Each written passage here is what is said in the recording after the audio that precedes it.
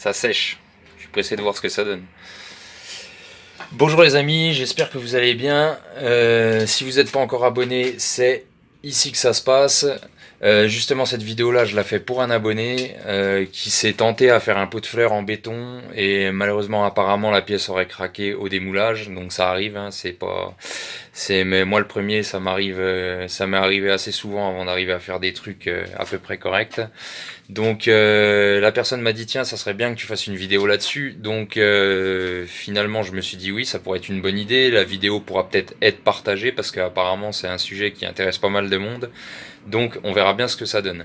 En tout cas, ce que je vais faire, c'est que je vais vous montrer mes petits plans que j'ai préparés, etc. Comme d'habitude, on va regarder ensemble le mode opératoire du coffrage. Ensuite, je vais vous détailler tous les ingrédients que j'ai mis pour le mélange, du béton, etc. On va couler tout ça et on décoffrera et on verra ce que ça donne. Allez, c'est parti. Alors voilà pour le petit plan. Donc la pièce qu'on va faire, ça va être celle-ci. Alors j'ai choisi un truc tout simple pour pas se casser la tête, c'est pour les novices, donc on va faire un truc tout simple. Donc une base de 20 par 20 par une hauteur de 25. L'épaisseur que j'ai choisie ici, c'est 5 cm, comme ça on est sûr que ça tient, on n'a pas de souci là-dessus. Les 10 degrés là, c'est l'angle, parce que moi, vu que je coupe avec la machine, là, vous voyez, j'ai les angles qui sont marqués ici. Donc comme ça je trace même pas, je coupe directement avec un angle de 10 degrés, je me casse pas la tête. Mais si vous avez une scie circulaire, vous tracez 20 en bas, 25 au-dessus par exemple, hein, je sais pas, suivant l'angle que vous voulez mettre. Et puis ça fait le même effet. Donc comment on va procéder? Ce que je vais faire, c'est que je vais mettre une plaque de contreplaqué là que j'ai dessinée ici sur ma table. Et on va commencer par faire le caisson intérieur. Donc, vu que la pièce, elle fait 20 par 20, à l'intérieur, on va faire un caisson de 15 par 15. Et vu que j'ai 25, j'aurai une hauteur de 20. Bon, là, j'ai mis 19,5 parce que du coup, j'ai récupéré une bande qui faisait 19,5. Donc, bon, ça fera 19,5, j'aurai 5,5 au fond, ça, c'est pas bien grave. Donc voilà, on fera d'abord le caisson intérieur. Ensuite, on fabriquera le caisson extérieur qu'on viendra fixer sur la base, et ensuite on viendra couler entre ces deux là, et le caisson, bien sûr, du coup le caisson extérieur il fera 25 de haut, donc il sera 5,5 plus haut, donc ça va se présenter à peu près comme ça quoi, et on va venir couler ici et fermer comme ça au coulage. Donc allez, c'est parti, on prépare les caissons.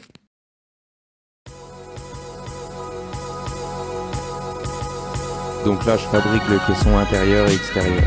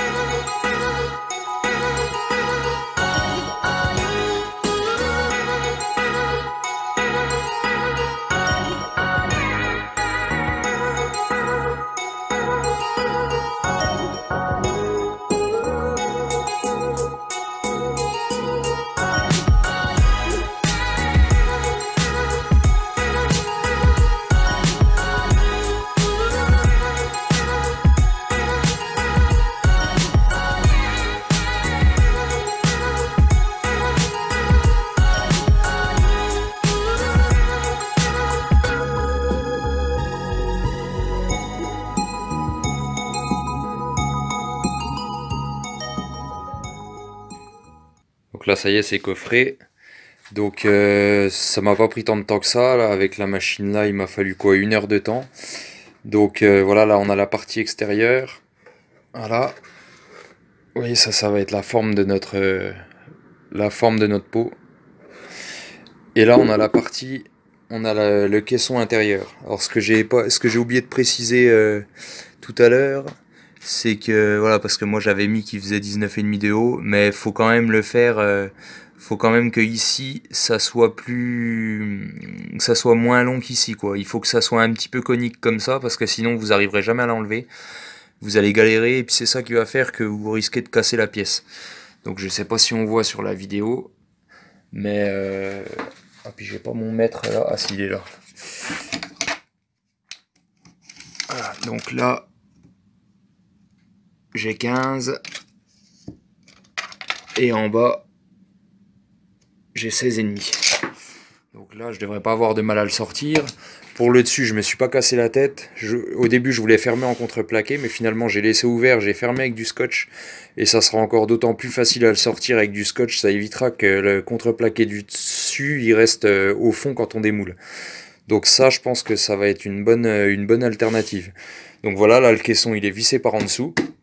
Donc, on peut soulever le truc, ça bouge pas. Ensuite, ce que je vais venir faire, c'est que je vais nettoyer tout ça. Je vais passer un coup d'huile là-dessus. Ensuite, je vais passer un coup d'huile dans le caisson extérieur. Je vais le mettre ici. Je mesure que j'ai bien la même cote de chaque côté. Je vais visser le caisson extérieur par en dessous. Et après, je peux couler tout ça. Et voilà, d'ailleurs, on va préparer ça et on va couler direct.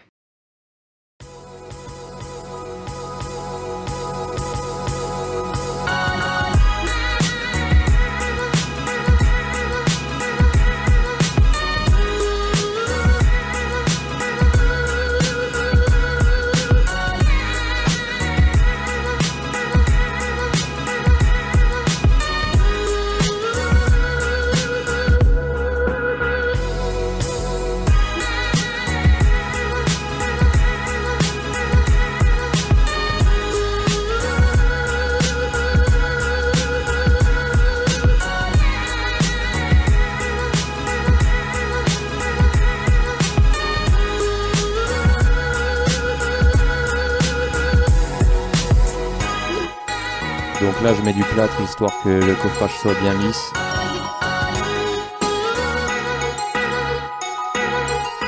Je prépare une réservation pour le trou d'évacuation d'eau.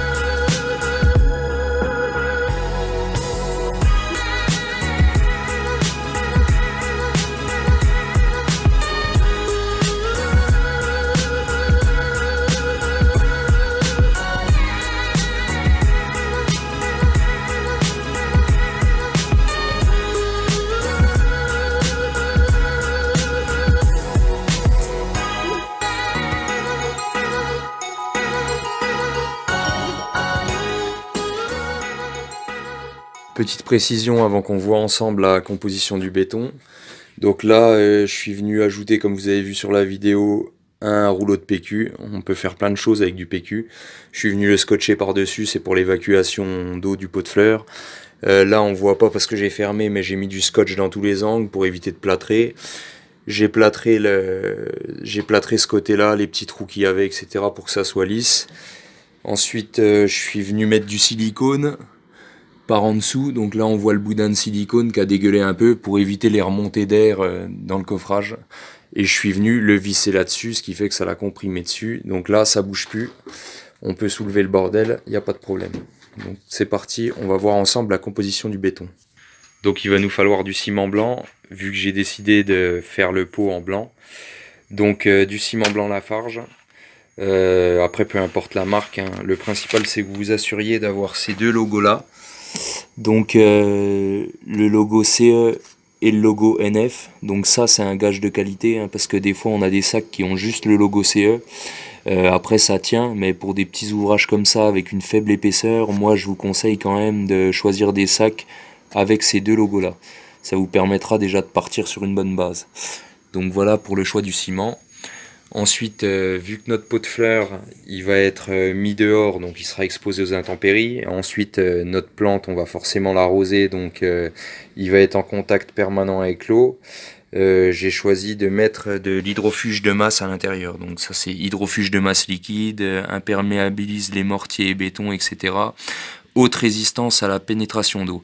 Donc c'est exactement le produit qu'il va nous falloir. En plus, ce qui est bien, c'est que ce produit-là, ça permet de fluidifier un peu le mélange, donc ce qui fait qu'on n'aura pas besoin d'ajouter trop d'eau pour avoir un mélange assez liquide qui pénètre bien dans le coffrage, parce que comme vous savez, l'ajout d'eau dans le béton ou dans le mortier, ça affaiblit le mélange, donc ce produit-là, ça va être pas mal. Après, il nous reste plus qu'à rajouter la petite fibre de verre qui va bien pour solidifier tout le mélange. Donc au niveau du calcul, comme d'habitude j'ai fait mon petit cubage tout à l'heure, je vous épargne les multiplications etc.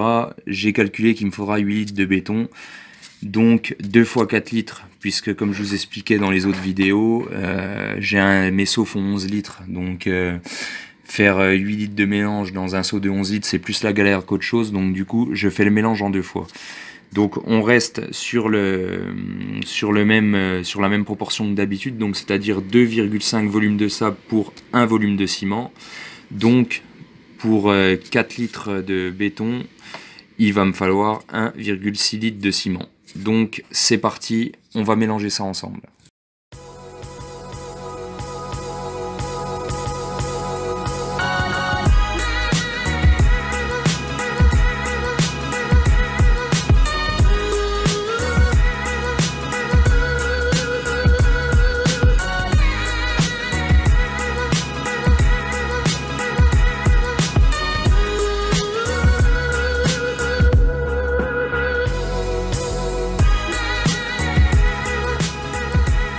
Je mets 2 poignées de fibre de verre histoire que ça tienne bien.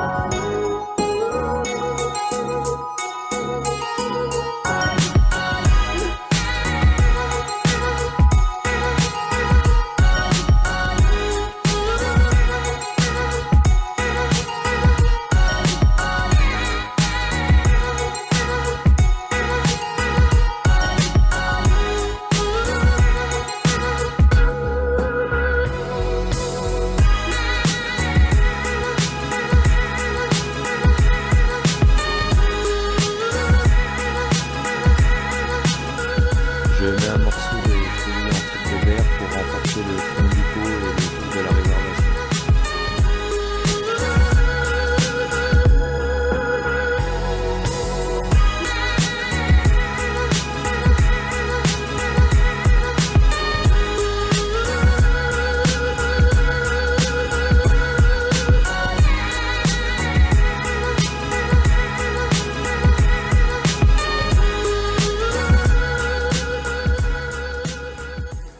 Donc là ça fait 2 jours que la pièce est coulée, ça me paraît assez dur. Je l'ai ramené sur la table ici pour être à hauteur pour décoffrer tranquillement et c'est parti, on va décoffrer.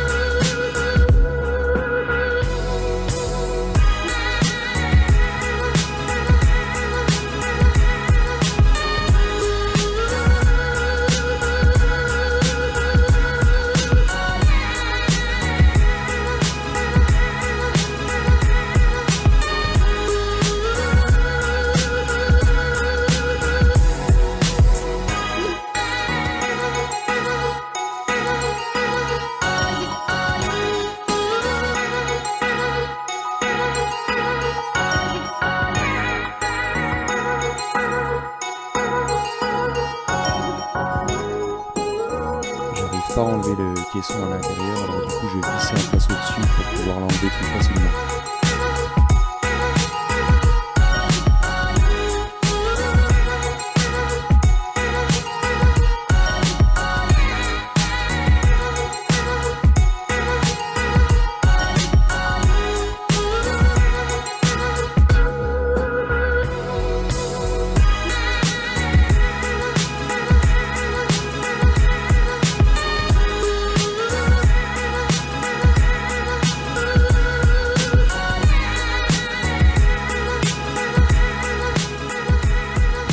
À sortir le caisson, alors du coup je suis obligé de le mettre en miettes pour pouvoir le sortir.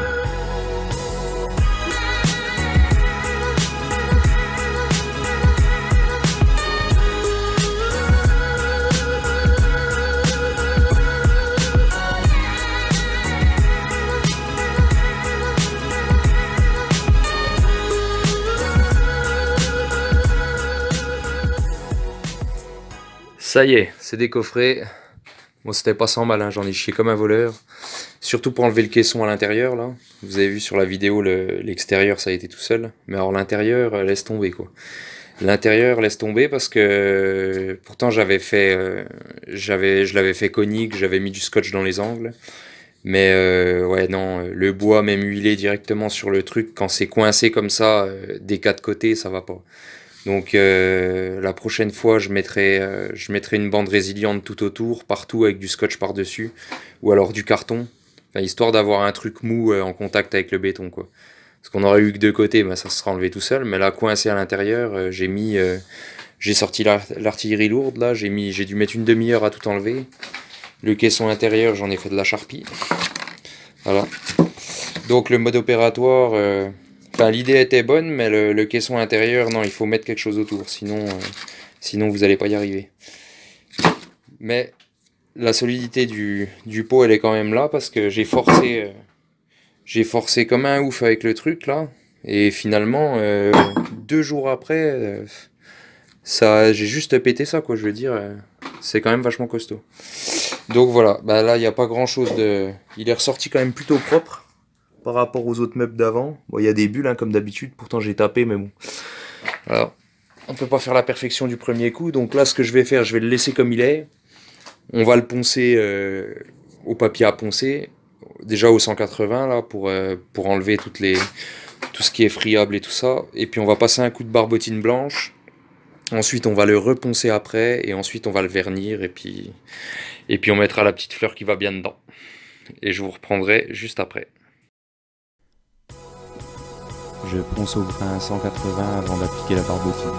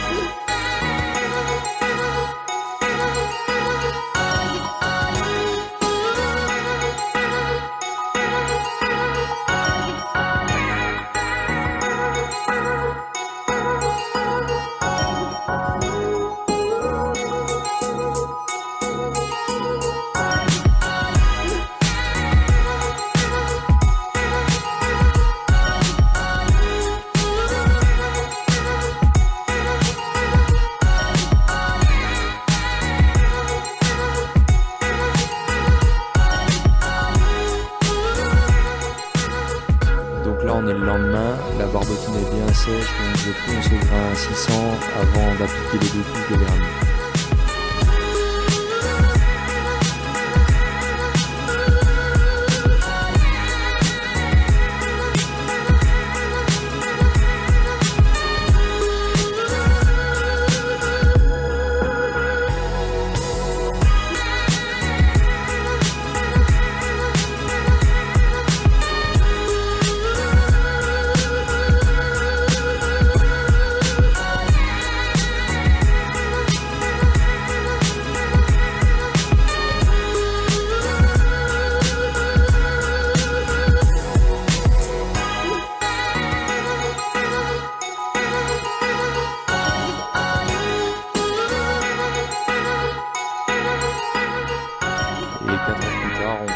la deuxième couche de vernis pierre.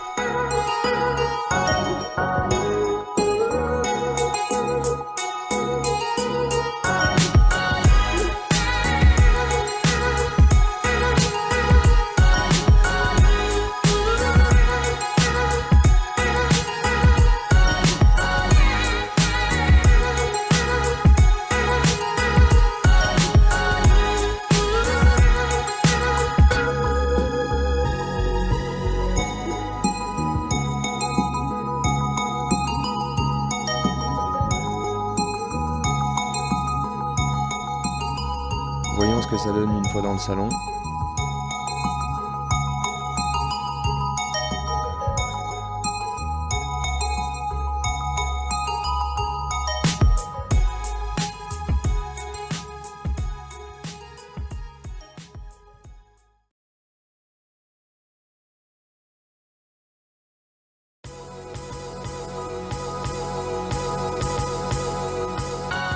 Donc ça y est, c'est la fin de cette vidéo. Là j'ai redescendu le pot de fleurs au sous-sol parce que je vais pas mettre celui-là dans le salon. Celui-ci, il y a un trou pour l'évacuation de la flotte si vous avez suivi la vidéo. Celui-là, je vais le mettre à l'extérieur dans le jardin. Là j'en ai refait un autre qui est en train de sécher pour mettre dans le salon, que je vais reponcer, revernir, etc. La vidéo de la fin avec la plante à l'intérieur, c'était juste pour vous montrer le rendu final du truc. Et finalement, je trouve que ça donne quand même pas trop mal. Donc je vais m'approcher un petit peu pour que vous voyez l'aspect. Donc là, vous avez vu sur la vidéo, il y a eu juste une couche de barbotine. Ensuite, j'ai poncé au papier de verre au grain 600 et je suis venu mettre 2 couches de vernis. Donc là, on a un aspect vraiment avec les petites aspérités, là, tous les petits défauts, on peut dire. Ça fait vraiment un aspect pierre. On croirait que c'est de la pierre, quoi. Donc c'est mieux que ce que j'aurais pensé. Donc je suis assez content du résultat. Donc voilà, j'espère que cette vidéo vous a inspiré, j'espère qu'elle a répondu à pas mal de vos questionnements sur le sujet. Et si ça vous a plu, n'hésitez pas à vous abonner, à activer la cloche et surtout à partager cette vidéo. C'est très important pour moi parce que mine de rien, c'est un truc qui demande du temps et de l'énergie. Donc s'il vous plaît, n'hésitez pas à partager la vidéo et suivez-moi car j'ai beaucoup de trucs qui arrivent très prochainement. Allez, je vous embrasse et à bientôt.